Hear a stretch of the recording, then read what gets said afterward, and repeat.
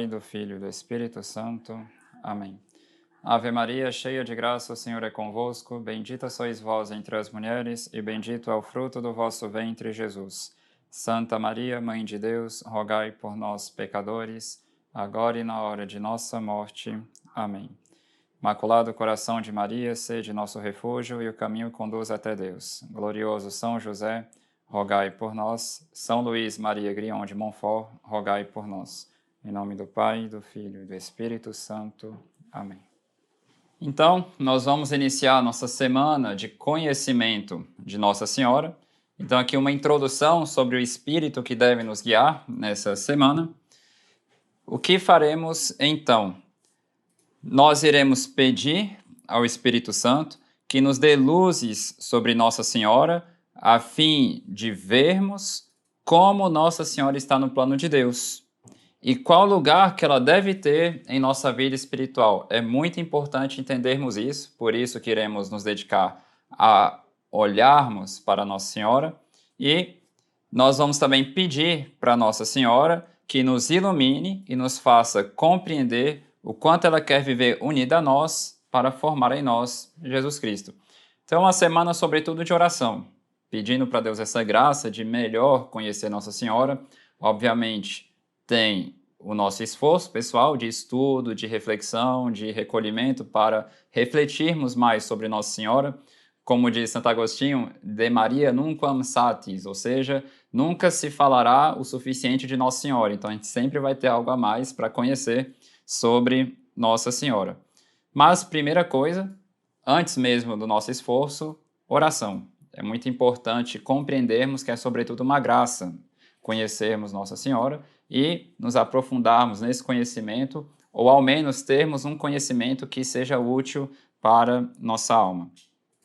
Nós podemos acrescentar também nessa semana orações aos nossos santos de devoção, a fim de que eles nos ajudem a compreendermos quão importante é nos entregarmos inteiramente a Nossa Senhora, sem reservas, e o quão importante é ela na nossa vida espiritual. E, dentre todos os santos, recomendaria particularmente recorrermos a São José.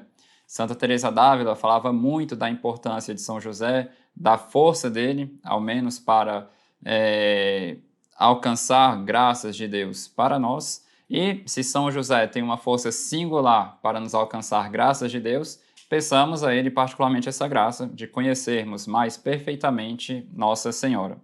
Então aqui, essas coisas tendo sido ditas, como devemos olhar para essa semana? Qual lugar que ela tem em todo esse projeto, por assim dizer, de São Luís, de preparação para uma consagração a Nossa Senhora? E aqui vale a pena, então, ressaltar o plano dele do próprio tratado. O que ele pensava ao escrever o tratado, qual era o objetivo dele, em outras palavras. Então, primeira coisa, quando São Luís escreveu esse livro, ele apresentou, em alguns momentos, no tratado, o objetivo dele ao escrever esse livro. Então, a gente encontra, por exemplo, isso no parágrafo 227 do tratado, comentando sobre a preparação para a consagração. O que ele diz?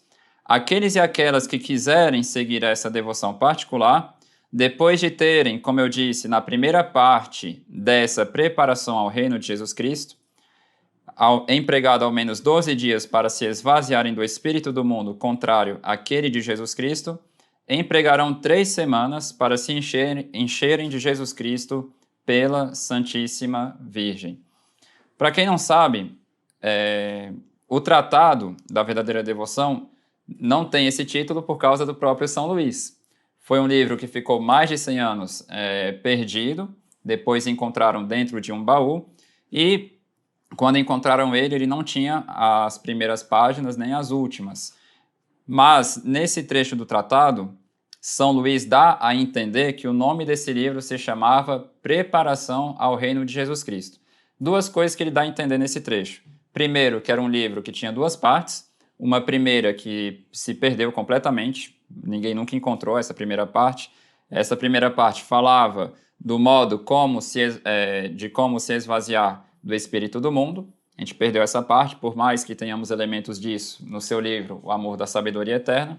E temos essa segunda parte, que seria essa parte referente à devoção à Nossa Senhora, que foi intitulada, claro, isso não trai o pensamento do autor, mas foi intitulada de Tratado da Verdadeira Devoção à Santíssima Virgem Maria. Então, era uma obra que ele tinha concebido em duas partes, uma para falar do Espírito do Mundo, outra da devoção à Nossa Senhora, e ele dá a entender nesse trecho que esse livro se chamava Preparação ao Reino de Jesus Cristo. Então, qual era o intuito de São Luís ao escrever essa consagração à Nossa Senhora? Fazer Jesus Cristo reinar em uma alma. Então, esse livro fala de uma preparação para o reino de Jesus Cristo. E qual o nexo desse título geral, por assim dizer, com a doutrina dele no tratado? São Luís já diz isso a partir do primeiro parágrafo do tratado. E no primeiro parágrafo ele diz: foi pela Santíssima Virgem Maria que Jesus Cristo veio ao mundo e é também por ela que deve reinar no mundo. E depois, no parágrafo 13, São Luís diz: meu coração acaba de ditar tudo o que escrevi com uma particular alegria, a fim de mostrar que a Divina Maria tem sido até aqui desconhecida e que é esta uma das razões porque Jesus Cristo não é conhecido como deve ser. Quando, portanto, e é certo, o conhecimento e o reino de Jesus Cristo chegarem ao mundo, isso não será mais que uma consequência necessária do conhecimento e do reino da Santíssima Virgem Maria, que o deu ao mundo a primeira vez e o fará resplandecer na segunda. Então, São Luís deixa bem claro que o reino de Jesus Cristo é uma consequência necessária, não é uma consequência opcional, mas uma consequência necessária do conhecimento e do amor à Santíssima Virgem Maria. Ou seja, se muitos têm para com Nosso Senhor um coração frio, isso é uma consequência da frieza que eles têm para com Nossa Senhora. Muitos podem até dizer, mas eu amo Nossa Senhora, eu honro ela e assim por diante. No entanto, concretamente falando, é possível perceber que muitos amam com a língua e por palavras, mas não ainda em atos e em verdade, para nos servirmos da expressão de São João, primeira epístola, capítulo 3, versículo 18. Como nos diz São Luís, o conhecimento e o reino de Jesus Cristo é uma consequência necessária do conhecimento e do reino da Santíssima Virgem Maria. Em outra parte do tratado ele busca enfatizar também isso, quer dizer, em todas as partes, mas no parágrafo 43 ele diz o seguinte: nem creio que uma pessoa possa atingir uma união íntima com Nosso Senhor e uma perfeita fidelidade ao Espírito Santo sem uma grande união com a Santíssima Virgem e uma grande dependência de seu socorro. Em outro lugar ele diz: se estabelecemos, portanto, a sólida devoção à Santíssima Virgem, teremos contribuído para estabelecer com mais perfeição a devoção a Jesus Cristo. Teremos proporcionado um meio fácil e seguro de achar Jesus Cristo. Esta devoção só nos é necessária para encontrarmos Jesus Cristo, amá-lo ternamente e fielmente servi-lo. Então, obviamente, ao longo do tratado, São Luís vai buscar dar algumas bases teológicas que vão fundamentar essas teses dele. Mas aqui não vem ao caso, basta sabermos que, se queremos que Jesus Cristo reine em nossas almas, algo que todo cristão, obviamente, deve querer, deve lutar para isso, devemos saber que esse reino de Jesus em uma alma é uma consequência necessária do conhecimento e do reino da Santíssima Virgem Maria nela. Então, se as pessoas não conhecem e não amam o nosso Senhor como deve, a causa disso é o fato de não conhecerem e não amarem Nossa Senhora como deveriam. Então, a gente pode até fazer um exame de consciência. Como tenho eu amado Jesus Cristo? Tenho eu amado Ele com ardor, com fervor, com generosidade, ou tenho amado Ele com frieza, com muita infidelidade, com muita mediocridade? Se a nossa resposta é essa, saibamos que a causa disso é justamente nossa falta de amor, de fidelidade e de generosidade para com Nossa Senhora. Assim como a febre tem alguns sintomas, esses sintomas, ou seja, essa frieza para com Nosso Senhor Jesus Cristo, tem uma causa, e essa doença se chama falta de amor, falta de devoção para com Nossa Senhora. Então, justamente, essa semana deve enraizar em nós essa convicção de que devemos nos entregar inteiramente a Nossa Senhora e deve também nos auxiliar a renovarmos propósitos de uma união mais séria e mais sólida com Nossa Senhora. Então, essa consagração a Nossa Senhora, ela não vai nos atrapalhar nos nossos deveres de Estado. Muito pelo contrário, vai ser um grande reforço para eles. Então é interessante porque São Luís, ele diz que esse reino de Jesus Cristo, concretamente falando, vai tornar uma pessoa fiel a Jesus Cristo em todos os aspectos. Um fiel discípulo no seu dever de Estado, um fiel discípulo de Cristo em tudo aquilo que ele faz. Então, por isso que ele diz no tratado, no parágrafo 110, como é agradável e precioso aos olhos de Deus e de sua Mãe Santíssima esse devoto que em nada se busca nos serviços que presta à sua rainha. Mas também quão raro é encontrá-lo agora, e é com o objetivo de que cresça o número desses fiéis devotos que empunhei a pena para escrever o que tenho com fruto ensinado em público e em particular nas minhas missões durante anos e anos. Por que São Luís está afirmando isso?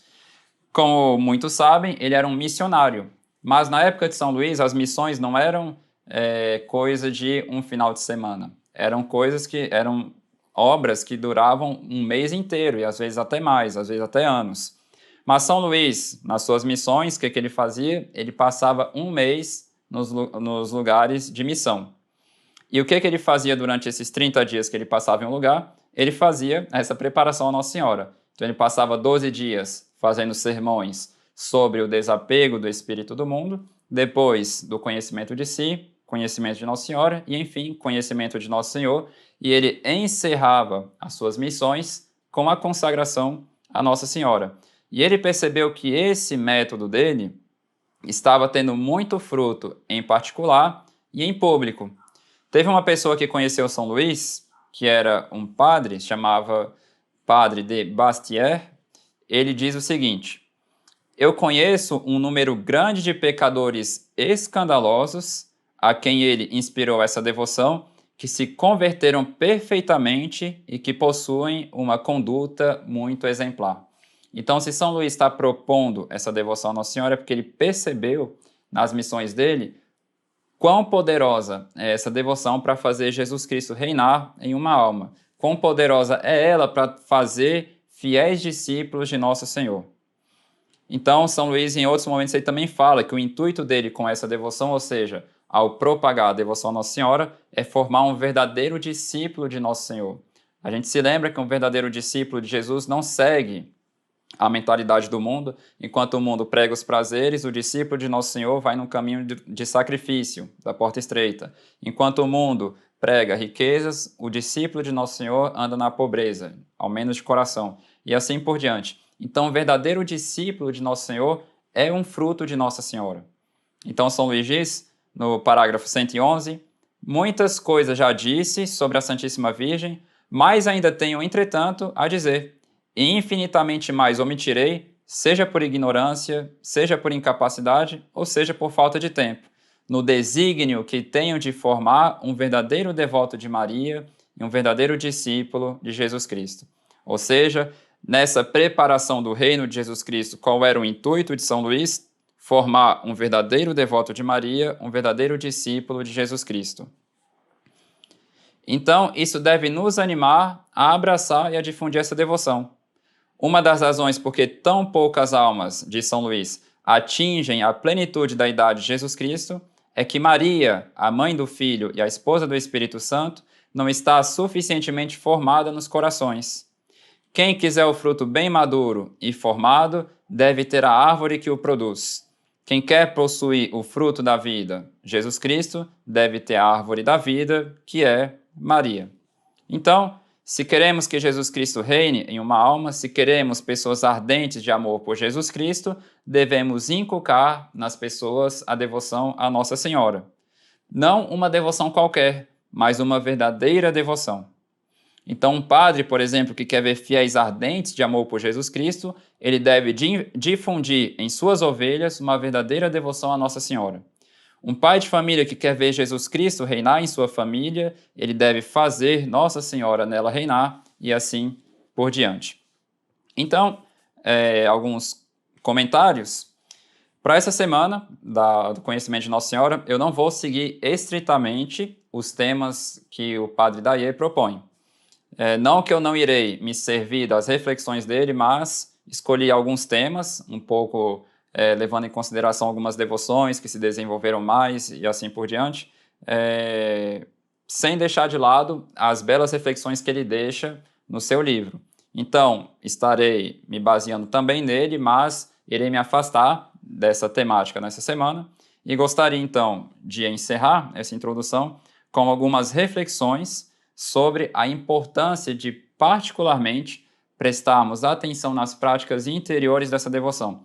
Por isso que uma das coisas que eu irei propor para a reflexão nessa semana será em como viver as práticas interiores que São Luís nos ensina no Tratado da Verdadeira Devoção. E eu vou ler aqui o motivo. Então, São Luís, no parágrafo 55 do Tratado da Verdadeira Devoção, ele diz o seguinte, ao falar dos apóstolos dos últimos tempos. Deus quer, finalmente, que sua Mãe Santíssima seja agora mais conhecida, mais amada, mais honrada como jamais o foi. E isto acontecerá, sem dúvida, se os predestinados puserem em uso, com o auxílio do Espírito Santo, a prática interior e perfeita que lhes indico. Ou seja, São Luís diz que Nossa Senhora será mais conhecida, amada e honrada como jamais o foi, se, e ele coloca uma condição, se os consagrados, em outras palavras, se dedicarem seriamente às práticas interiores dessa devoção. Ou seja, fazer tudo por Maria, com Maria, em Maria e para Maria. E também, no parágrafo 119 do tratado, São Luís nos diz o seguinte. O essencial desta devoção consiste no interior que ela deve formar, e por este motivo não será compreendida igualmente por todo o mundo. Alguns hão de deter-se no que ela tem de exterior, e não passarão adiante, e estes serão o maior número. Então, São Luís, na época dele, já disse que, infelizmente, muitas pessoas vão parar no que essa devoção tem de exterior, ou seja, o simples fato de fazer a consagração. Mas o objetivo dele não é fazer que a pessoa simplesmente fique nesse ato formal externo. Ela precisa ir adiante, ele quer formar almas interiormente unidas a Nossa Senhora. Então ele diz, outros, em um número reduzido, vão entrar no seu interior, mas subirão apenas um degrau. Quem alcançará o segundo? Então ele já fala de um outro degrau. Quem se elevará ao terceiro? Quem finalmente se identificará nesta devoção? Aquele somente a quem o Espírito de Jesus Cristo revelar este segredo. Ele mesmo conduzirá a esse estado a alma fiel, fazendo-a progredir de virtude em virtude, de graça em graça e de luz em luz, para que ela chegue a transformar-se em Jesus Cristo e atinja a plenitude de sua idade sobre a terra e de sua glória no céu. Então é muito importante entendermos isso. Existem graus de perfeição nessa devoção. E esses graus, eles vão ser diferenciados pelo quê? Pela perfeição com a qual uma pessoa se dedica às práticas interiores. Então, São Luís, quando ele fala do reino de Jesus Cristo em uma alma, ele está, sobretudo, visando essa questão de uma pessoa fazer tudo por Maria, com Maria, em Maria e para Maria, porque é dessa forma que uma pessoa vai de forma fácil, curta, perfeita e segura, fazer todas as ações dela por Jesus, com Jesus, em Jesus e para Jesus. Por isso que São Luís ele enfatiza bastante essa questão das práticas interiores. E aqui, para corroborar o que eu disse, um comentário do Padre Daye, em um outro livro dele, que se chama A Perfeita Devoção a Maria, onde ele explica como praticar justamente essas práticas interiores. Ele diz o seguinte, a perfeita devoção a Maria, ou a santa escravidão, é nossa doação total a Jesus por Maria, com o fim, ou seja, o objetivo, de tudo fazer por ela, com ela, nela e por ela. Então, ele mostra que os escravos de Nossa Senhora devem, sobretudo, se dedicar a isso. Igualmente, os escravos de Maria se colocam de início sob sua inteira dependência por um ato refletido, ou seja, o ato de consagração, consciente. Cuidadosamente preparado. Em seguida, eles buscam viver essa dependência, unidos em tudo a Maria, o que os leva a cumprir suas diferentes ações por ela, com ela nela e por ela. Essas práticas interiores constituem precisamente a vida de união. Se a devoção que preconiza São Luís de Montfort implicasse só no ato de doação, ela não mereceria seu nome de perfeita. Não é o bastante, né, diz São Luís no seu livro O Segredo de Maria, ter se entregado uma vez a Jesus por Maria. Não é sequer o bastante entregar-se todos os meses, todas as semanas, pois seria apenas uma devoção muito passageira, e ela não elevaria a alma até a perfeição a que ela é capaz de elevar-se. Não há muita dificuldade em ingressar em uma confraria, nem mesmo em abraçar esta devoção. Mas a grande dificuldade, então Luís percebe que o coração dessa devoção, ela oferece uma grande dificuldade, porque justamente é o ouro dessa devoção. Então, se tem uma coisa que o demônio vai tentar impedir as pessoas de praticarem, é justamente essas práticas interiores. Mas a grande dificuldade está em entrar no espírito desta devoção, que é o de tornar uma alma interiormente dependente e escrava da Santíssima Virgem e de Jesus por ela. Então, quando São Luís declara que a santa escravidão consiste em uma perfeita consagração de si mesmo a Jesus por Maria, ele entende essa consagração com a alma que lhe é própria, com o espírito de dependência que deve animar todas as nossas ações. É importante manter na santa escravidão o mérito de se apresentar às almas como um caminho espiritual, capaz de conduzir à mais alta perfeição. E aqui uma citação de São Luís no Tratado da Verdadeira Devoção, parágrafo 118. Eu nada conheci nem aprendi como prática de devoção para com a Santa Virgem, que exija de uma alma mais sacrifícios para Deus, que a esvazie mais de si mesma e de seu amor próprio, que a conserve mais fielmente na graça e a graça nela, que a una mais perfeitamente e facilmente a Jesus Cristo e, enfim, seja mais gloriosa para Deus, santificante para a alma e útil ao próximo do que esta devoção. Então, por esse motivo, irei também colocar nessa semana de reflexão a Nossa Senhora meios de praticarmos essas práticas interiores, coisas que podemos sempre progredir, com certeza também com a ajuda de Deus e com as luzes do Espírito Santo, a gente pode compreender cada vez mais concretamente na vida de cada um como colocar isso em prática, mas aqui, então, irei buscar também me concentrar um pouco nisso. Então, peçamos, mais uma vez, a Nossa Senhora, ao Espírito Santo que nos ilumine e também aos nossos santos de devoção que nos ajudem nesse caminho, nessa semana que é tão importante.